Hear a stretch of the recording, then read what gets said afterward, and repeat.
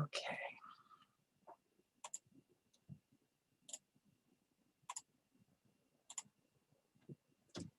Great. So we're starting off today with chapter 16, Anatomy of the Respiratory System, or I should say with one of the first sections of chapter 16. We'll be covering chapters 16 and 17 for this exam. We're going to learn all about the lungs and all about breathing. Should be pretty exciting, useful to our lives, especially these days, right? Okay. Why isn't it going? Does someone have a question, or are you just not on mute? I'm going to go with not on mute. Okay. So for our big overview for this chapter, we're going to be talking about respiration. So we've heard this word before. I want us to remember, right? We've heard respiration before. We've heard about it in the context of cellular respiration, right? When we were talking about metabolism back in A&P 1. Our idea of respiration here in the lungs is going to add on to that. When we talk about respiration, in general, we're talking about the process of gas exchange. So when we were talking about respiration during metabolism, we were talking about gases like oxygen being used in the process of making ATP and then producing carbon dioxide as the waste product. So that's respiration.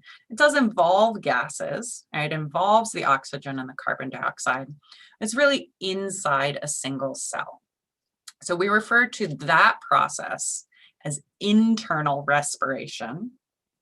And the part of metabolism that really counts as internal respiration is the final step, the oxidative phosphorylation, right, is where we have our electron transport chain transporting those hydrogen ions across that internal membrane in the mitochondria. And then we have ATP forming as those hydrogen ions flow through. And that's the step where we're really using the oxygen. So oxidative phosphorylation is respiration, but that's internal respiration. What we're talking about mostly today is external respiration. So that's going to be our real focus. External respiration consists of 4 steps, basically. Our first step for external respiration, which is going to be gas exchange, right, with our external environment. So now we're not just inside a single cell. We're talking about the body exchanging gases with the air all around you. So the first step is something we call pulmonary ventilation. So pulmonary ventilation is going to be the process of actually sucking air in. So air actually coming through your mouth all the way down into your lungs. That's ventilation. Okay. Then we're going to talk about the exchange of gases between the lungs and the blood. All right. So the reason we're sucking that air into our lungs is we want to get the oxygen out of that air into our bloodstream. And we want to give off the carbon dioxide that's building up in our blood, put it back into the external environment. So that's going to be our second step of external respiration. And we're going to transport the oxygen in the blood. And finally, we're going to have the exchange of gases between the blood and the tissue, right? So we're going to see those capillaries again. We're going to see capillaries running past our tissues, exchanging oxygen into the tissues and carbon dioxide out of the tissues. So that whole flow from the external environment, breathing it in, breathing the air in, getting that oxygen all the way into your tissues, all of that counts as external respiration. Boop. So over here, we're now clicking on external respiration versus internal respiration. You can see the whole top half of this image is external respiration, all the way from the external environments, even when we're pulling that oxygen through the blood, right? Even to the point where we're getting oxygen into the tissue. Internal respiration starts when we are actually talking about using the oxygen in the tissue. So the anatomy of our respiratory system is going to include basically all the apparatus we use in order to breathe in. So we're going to be talking about our upper airways, so the cavities in our head, basically, that allow us to breathe in air, right? We've seen those in lab. And we're going to talk about the respiratory tract, some of which you've seen in lab, but we'll be going a bit more in detail, right? Because we'll be thinking about some of the cell types and some of the physical properties of these structures. Then we're going to talk about structures in the thoracic cavity and how they relate to the mechanics of breathing. Okay.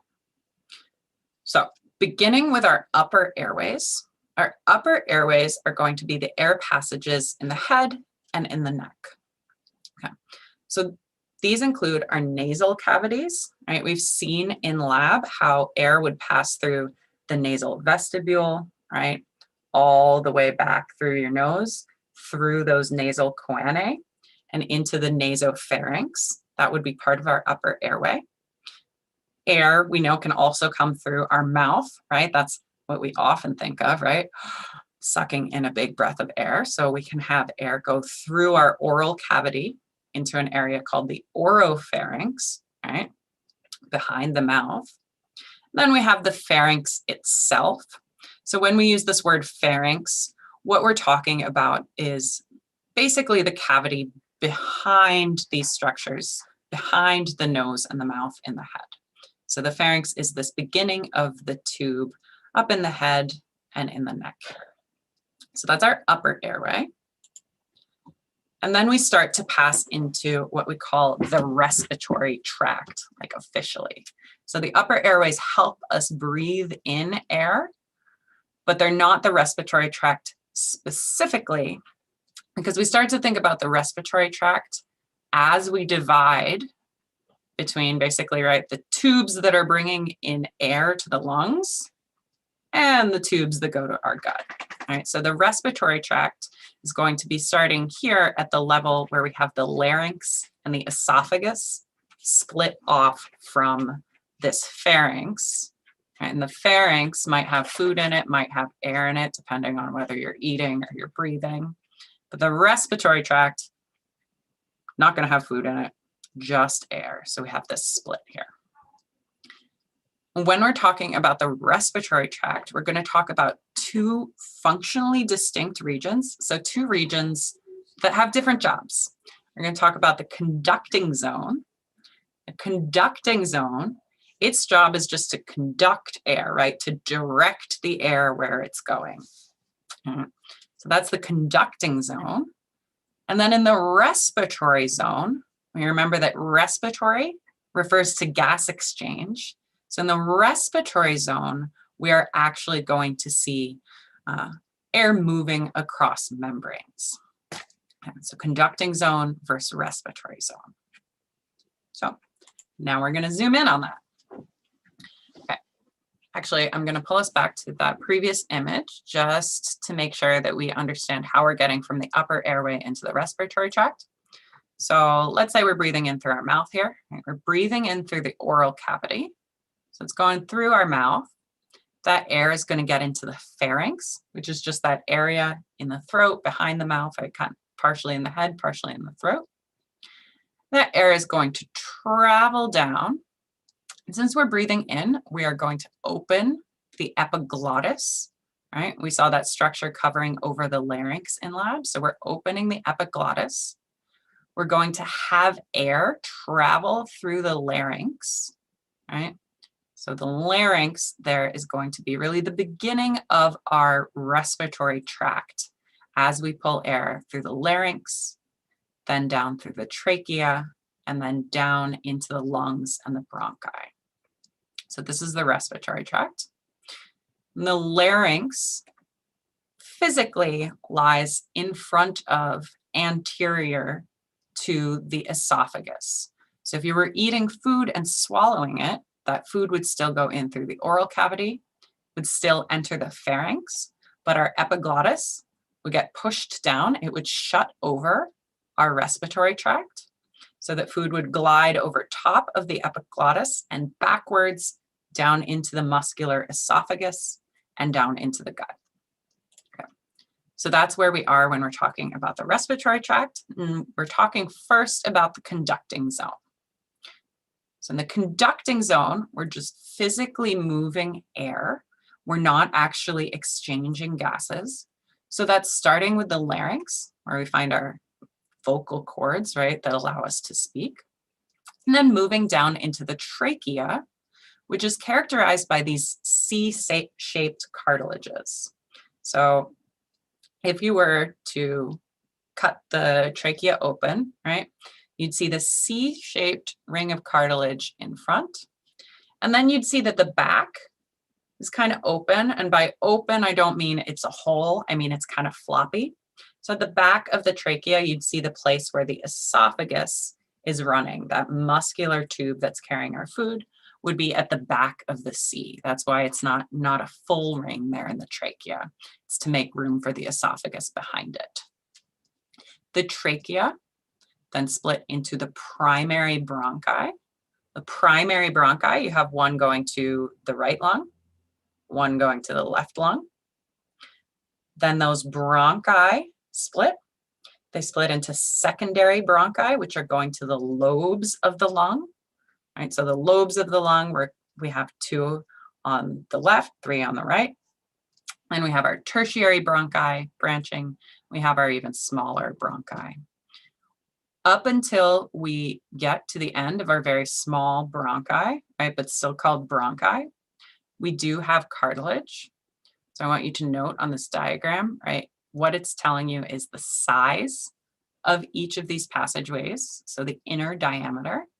So we can see as we move down, as we have more and more splitting, these passageways are getting narrower and narrower. We'll talk about what cilia and goblet cells are later in this lecture, so in a couple minutes.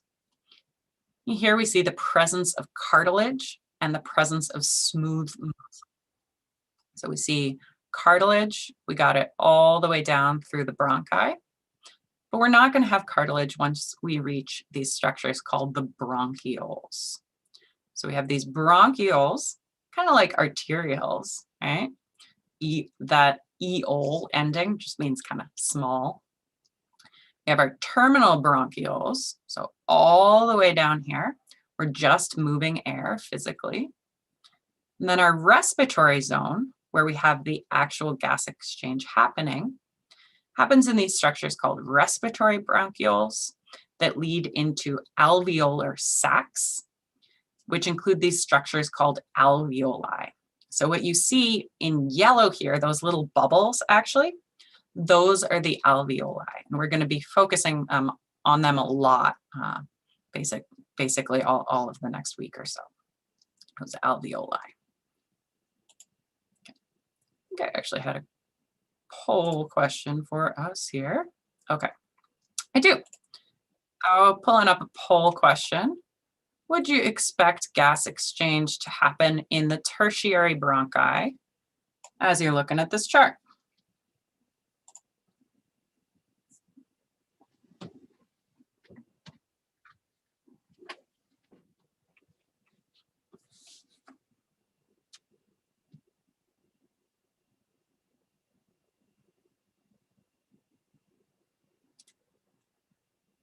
Okay, take a last second and I'll end this.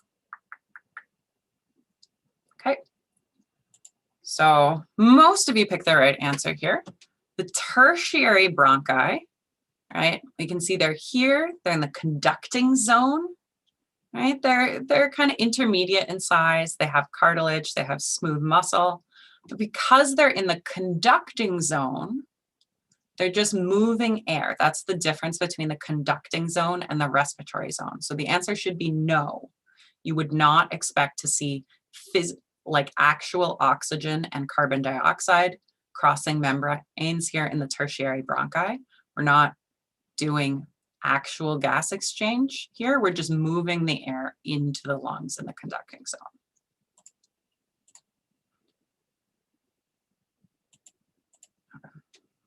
So the conducting zone starts with the larynx, right? So the larynx, I just talked about it, but we can talk about it again. When we talk about the larynx, when you see this word glottis, the glottis is just the opening to the larynx at the top. The epiglottis is the flap that closes up that opening. So the epiglottis is the flap over top that can close off the glottis, which is the entrance to the larynx. And this is the beginning of our conducting zone. Our trachea is this tube, really recognizable in the anatomy lab. Make sure to take a look at it. It's got this C-shaped cartilage bands. It's pretty big for some of the structures we're looking for in the thorax. It's about 2.5 centimeters in diameter, and it's about 10 centimeters long. Okay, so that follows directly below, inferior to the larynx. Okay. Then we're moving into the bronchi. So the trachea splits into the bronchi. We can see these primary bronchi, right? We have a right and a left. Then those primary bronchi split pretty quickly into secondary bronchi. So primary, just one for each lung. Secondary, we're going to have a branch for each lobe of the lung. And we remember when we're thinking about the thorax, right? The thorax being our kind of chest area. Our heart's on the left. We don't have a second heart on the right. So we have more room on the right than on the left, which means that we see 3 lobes of the lung on the right. So we have 3 lobes in the right lung. We only have 2 on the left side so that we can accommodate a little extra space for the heart there. Okay. So we're going to have 3 secondary bronchi on the right, 2 on the left. And then we start to do more branching because we're trying to get to really, really small alveoli. So in our tertiary bronchi, we have maybe 20, 23 orders of branching. Eventually we branch down until we get to the bronchioles, which we'll notice that the bronchioles don't have cartilage anymore, but what they have is a bunch of smooth muscle. And eventually they're going to terminate, right? Even the bronchioles themselves do a little more splitting. All the way through this conducting zone, we have no actual gas exchange happening, right? We're just physically moving the air.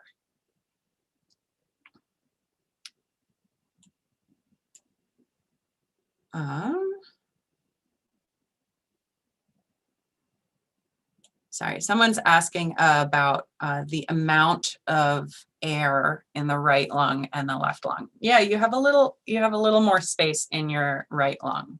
You do breathe using both lungs. It's not like you alternate from one to the other. And usually we talk about the total capacity of the lungs, unless you have like a gunshot wound or something. We are going to expect both lungs to be expanding. We'll talk about what a pneumothorax is if you have just one lung damaged versus both lungs. But yeah, in all people, you should expect to see 3 lobes on the right and 2 on the left. It's not something that varies person to person. Okay. So the conducting zone, our function here, largely to conduct, so to physically kind of direct the air to our lungs. In the passageways we do have air hanging out in that conducting zone that is not exchanging gas with the tissue around it, right? Because that's not what the conducting zone does. So we're going to think about there as being about 150 milliliters of dead space in our respiratory tract. And this will come back later as we start to talk about volumes in the lungs and how much air we're getting in when we breathe in specific ways, right? We'll be talking about taking little small breaths like you do normally versus taking in big gasping breaths and lung capacity. So this will come back. Okay. The conducting zone also does some other useful things for your body. One thing is it increases the air temperature. So as you bring air into your body, right? Right now it's really cold outside. Well, not so cold this week as earlier in the week or last week, but it's quite cold outside, right? You don't want all the air inside your lungs to be freezing cold. So as that air is moving through the conducting zone, it's warming up and it's humidifying so that once it reaches the alveoli, which are pretty fragile, it's at a good temperature and a good amount of humidity. We'll talk about humidity a bit later as well. The epithelium of the conducting zone, so the cells that are lining that respiratory tract in the conducting zone, have a number of different types of cells, and we're going to think about two of them in specific. So we're going to see that we have goblet cells. So goblet cells are basically cells that are producing mucus. So you see them in yellow here. Basically, these collections of yellow would be our goblet cells here producing mucus. So the role of mucus in your lungs, in your respiratory tract, is basically to trap bacteria and pathogens. We'll see that the lungs actually also have macrophages that help destroy pathogens. But goblet cells secreting mucus, good for trapping stuff coming into our lungs. But we don't want our lungs to totally fill up with mucus. That's not helpful because then all of a sudden we might be blocking off the area where we have actual gas exchange. So we also have these cells called ciliated cells. So cilia are like little hairs on the ends of the cell. So that's what we see in purple here, and zoomed in, we can see them even a little better, right? So we see a columnar epithelial cell, which you might remember that vague phrase from your Phys 1 lab, but if you don't, right, it's just a specialized epithelial cell here, looks like a column. But we can see the important part for us right now is that it has these cilia, which are like hairs. So the cilia move. So the cilia actually kind of scoop up the mucus, push it upwards. And this creates something we call the mucus escalator, which is kind of a funny phrase. But what this is saying is that as the mucus is trapping those pathogens and, you know, debris maybe, right? Like maybe you're breathing in dust. So dust, bacteria, anything getting into your lungs, you want that out of your body. The mucus traps it, but we don't want it to stay in the lungs forever. We want to get it out. So the cilia, these hair cells, are acting like an escalator, scooping it up and moving these things out of your lungs. Okay. So here we can zoom in on what this might look like on a histological slide. So what we're looking at here is the trachea. So remember, we're still in the conducting zone, right? We're not in the respiratory zone yet. We're in the conducting zone that's just moving air. So the trachea is part of that, right? So the lumen, when we see the word lumen, that means an open space, but inside the body. And here we see the cells. So we see some glands, right? We might see some mucus production there. Here we see the ciliated cells. So we see what those actual hairs might look like here in this slide. Before I move forward, I think I have a poll on this as well. Yeah, so one of the cool implications of this is actually what happens to create a cough.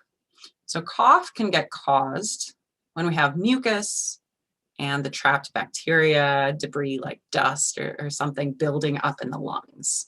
So why do you think we might need to cough? And you can actually choose multiple here. I think you can click on several choices.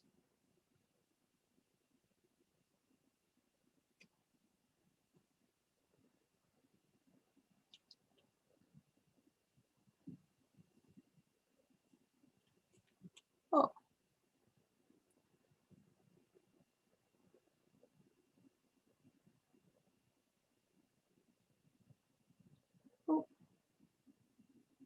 Okay, I'm going to go ahead and end the polling. I'm sorry, looking at this, it looks like you have two choices for non-functioning goblet cells. I apologize for that. So the correct answer here, you would expect when we have mucus and bacteria and stuff building up in the lungs. The reason we would cough, like a smoker's cough is often, something you see in people who smoke a lot, right? They cough. The reason for that is that you have this mucus and stuff building up, and those cilia, those ciliated cells, aren't moving the mucus up well enough, which means that our our mucus escalator, sorry, all the phrasing in that poll was not great, but the mucus escalator wouldn't be working here, right? Smoking actually kind of paralyzes the cilia a little bit, damaging this mucus escalator. So in order to actually get the mucus out of the lungs, then our kind of only option is to forcefully push air through these passageways and use that force of air to kind of expel the mucus. So that's one of the things that's happening when you cough, is that you have too much mucus and stuff building up, and you're trying to get the mucus out of your lungs. But usually during normal function, it's not that you don't have mucus, it's that you have these ciliated cells slowly pulling the mucus out. Okay. This brings us to our respiratory zone. So the respiratory zone is below the conducting zone, deep in your lungs.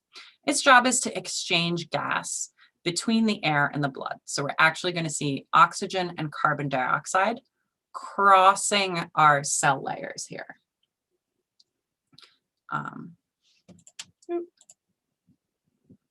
So the mechanism for gas exchange here is going to be diffusion. So we're going to see that there's passive movement of these gases across the lungs. Sorry, I'm answering a text in the chat. So the poll there, yeah, the answers were messed up, the answer choices. So you would expect the ciliated cells to be damaged. And because the ciliated cells are damaged, also the mucus escalator would be damaged. Sorry, back to the respiratory zone. One more question. Sorry, we're also getting a question about the goblet cells potentially being a problem. Yeah, depending what's going on, if the goblet cells were to produce too much mucus, that could also be a problem and cause a cough. That's not what's happening with a smoker's cough, but it could be a problem when we're talking about getting a cold or something like that. Okay, so respiratory zone, we're exchanging gases. We're doing this by diffusion, so we're doing it passively. So we have some structures we want to know about. So we have our respiratory bronchioles. So there is a special type of bronchiole that is going to do gas exchange. And then we're going to move into these structures called the alveolar sacs, which themselves have some constituent parts. So we're going to see an alveolar duct leads into the alveolar sac, which is made up of alveoli. So let's zoom in on that pretty quick. Okay, so what we're looking at here, I'll bring up my handy dandy little pen. We have our terminal bronchiole coming in. So this is the first part of our actual respiratory zone. Or sorry, this is the end of our conducting zone, and the respiratory bronchiole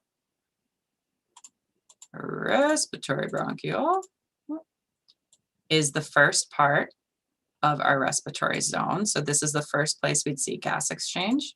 So I'll actually start highlighting this in red now that we're talking about respiratory. So we can see that the respiratory bronchiole also has kind of branches. So these are alveolar ducts. They're leading into these structures called alveolar sacs. And each alveolar sac is made up of many little alveoli. So those are our little yellow bubbles at the end here.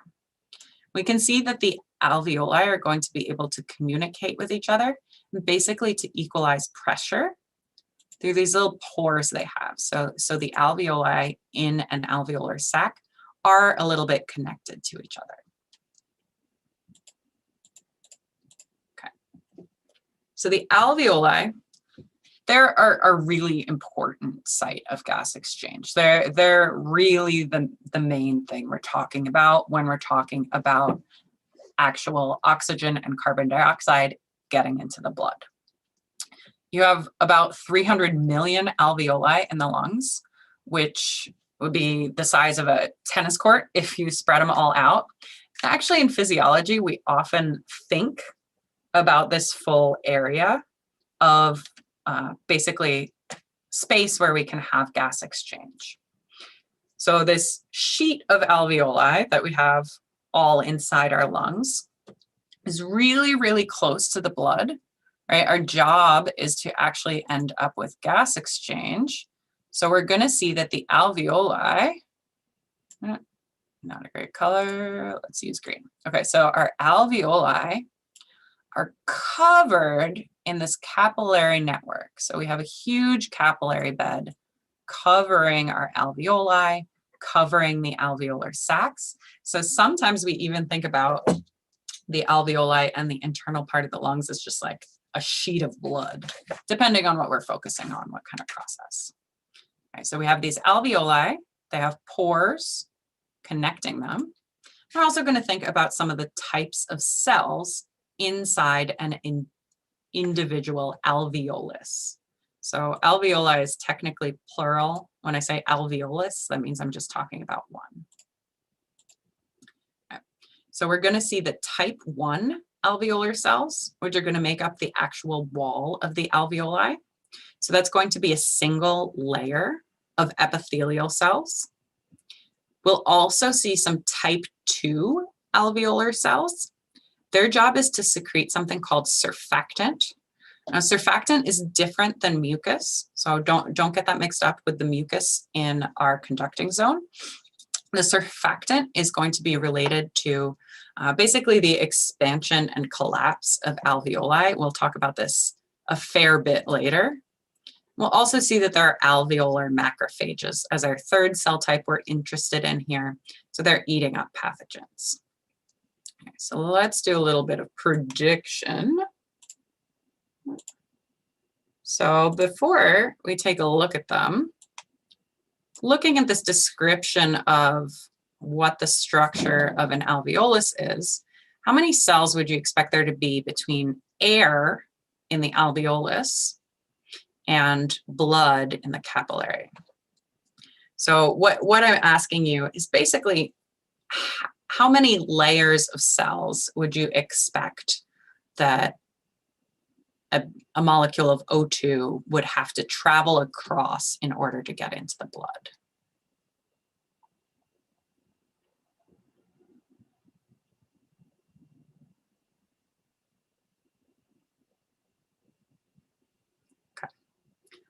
So we are going to look at this in a second, but the answer is actually just 2.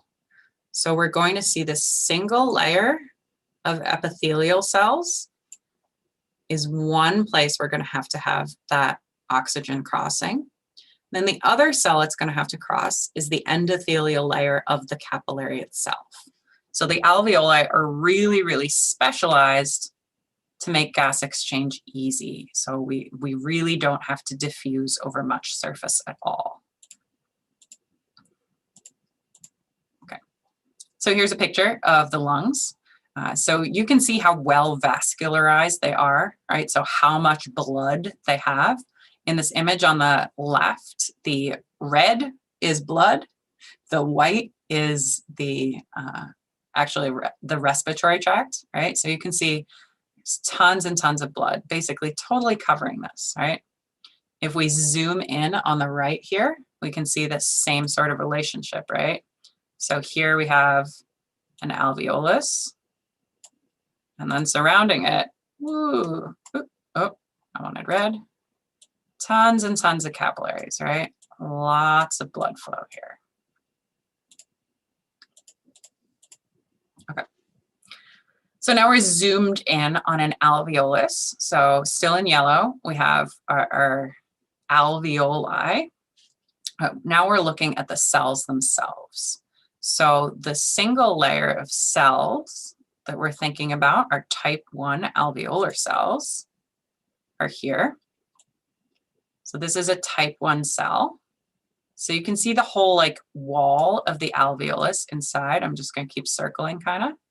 All right, so this is our layer of type 1 cells. So this is one thing our gas is going to have to diffuse across.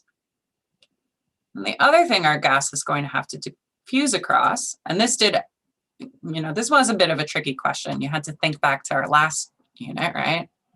But we know that capillary has its own endothelial layer.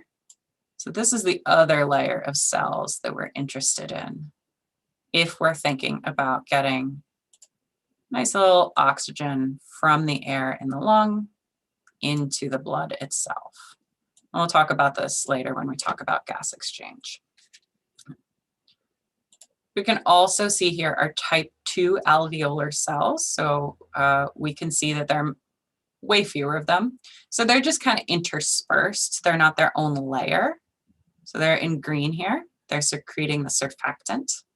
We'll talk about surfactant later on. And we see alveolar macrophages in purple. All right, so this is basically part of our immune system.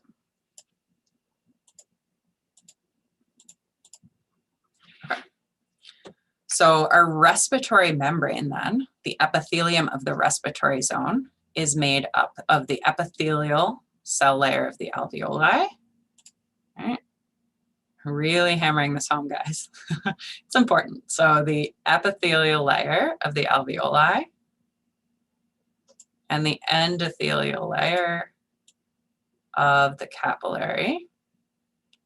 And then boom, we're in the blood already. So this means we have a really small barrier for diffusion, not very much space at all that the gases have to travel across. It's about 0.2 micrometers thick. Okay. So we're crossing here. The only other thing we can see here is that we have a basement membrane in between. The basement membrane isn't made up of cells. That's not a cell layer. It's just like some extracellular matrix stuff. So just kind of holding them together. Okay. So here we see some more pictures of alveoli. So here's a bronchiole leading out into some alveoli. So let's try and remember some things. So stuff we did already just now, right? Where would air flow if it was coming through the nasal cavity? And we're missing some of the nose structure here, but once we actually get into our tracts.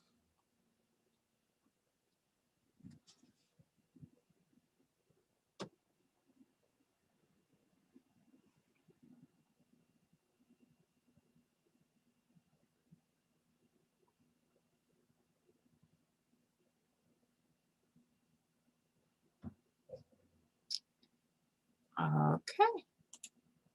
Yep, looking pretty good. So the answer should be B. After we leave through the back of the nose, right, we're in part of the pharynx, specifically the nasopharynx, but we can refer to the whole area as the pharynx if we want. Pharynx, then into the larynx, right, which we can see on ourselves, or at least touch on ourselves, because we can feel the Adam's apple, which is that projection, right? So our larynx is here. Then we have our trachea. You can touch that as well. You can actually feel the rings of cartilage in the front of your neck. Then splitting into the bronchi, to each of our lungs, and then to each of the lobes, and then further. Finally into our bronchioles, which then lead us to the alveolar ducts, leading into the alveoli and the alveolar sacs. Okay. So let's try another one. So which of these structures is not part of the conducting zone?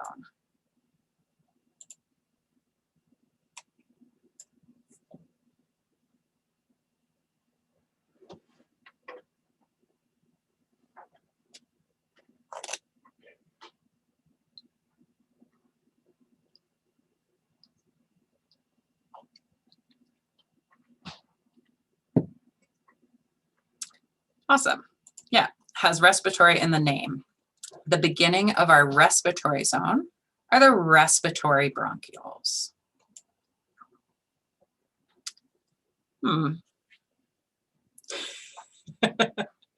Oh, you guys can hear my dog? Yeah, I'll call her over at the end of class. We're about done.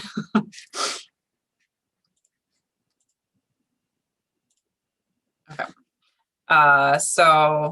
Okay, we will talk about these more as we talk about changing pressures in the thorax, but we've talked about it actually a little already as we were talking about blood flow, right? As we were talking about the respiratory pump, basically, right, for flow through our veins. So when we're thinking about the thorax, we have the chest wall. Doesn't allow air through it, right? That's why we need the conducting zone, all the tubes from the nose and mouth. So it's made up of our rib cage, right?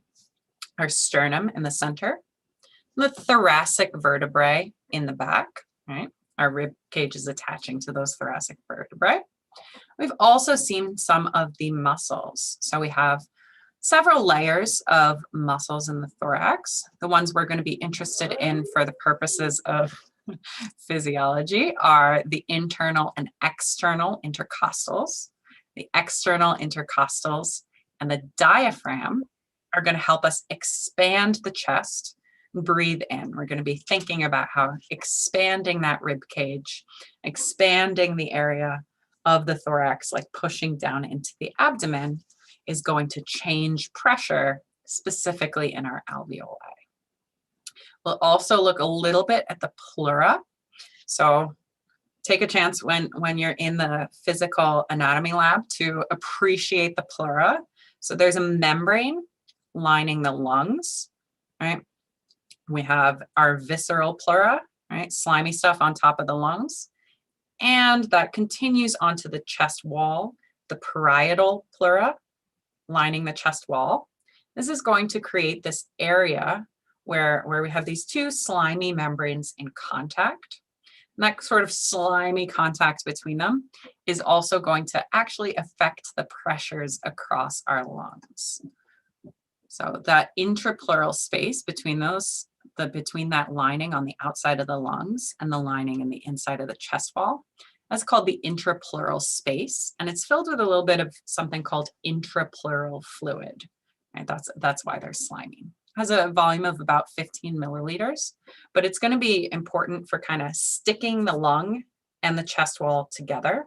So it's going to help us kind of make sure that when we contract our muscles and make the rib cage bigger, the lungs come with it and also expand.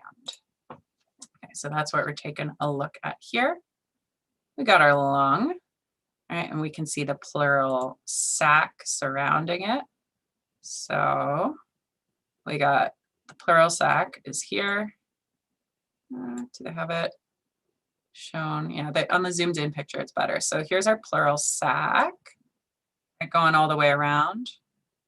And if we zoom in, say on this chunk, we can see that there's visceral pleura lining the outside of the lung. There's parietal pleura on the inside of the rib cage. There's a little bit of space between them, and that's filled with fluid.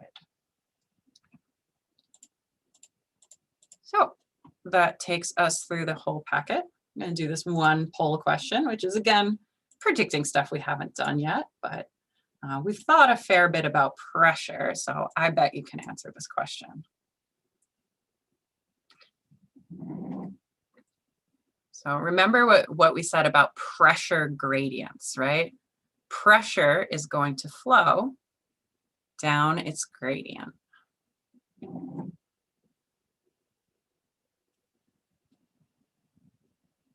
Awesome, looking good. Yeah, so if we have low pressure in the lungs, then we're going to have the air flowing from the outside, which will be higher pressure, into those alveoli when they're low pressure. So what we're building up to basically in this chapter is talking about these pressures, talking about how we can change pressure in the alveoli in order to move air in and out. Okay, So we're going to stop there for today. I think that got us all the way through this first packet. If you want to stick around and see my dog, I'll see if she'll come over here. Lucy, come here. Come here. Come on. You can do it. I believe in you.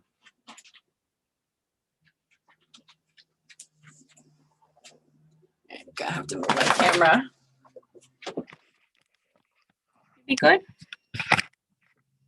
This is the dog. Lucy, come here. Sit. Sometimes she's noisy. I like her. She's my buddy. All right. Oh, I'm gonna stick around in case you have any questions.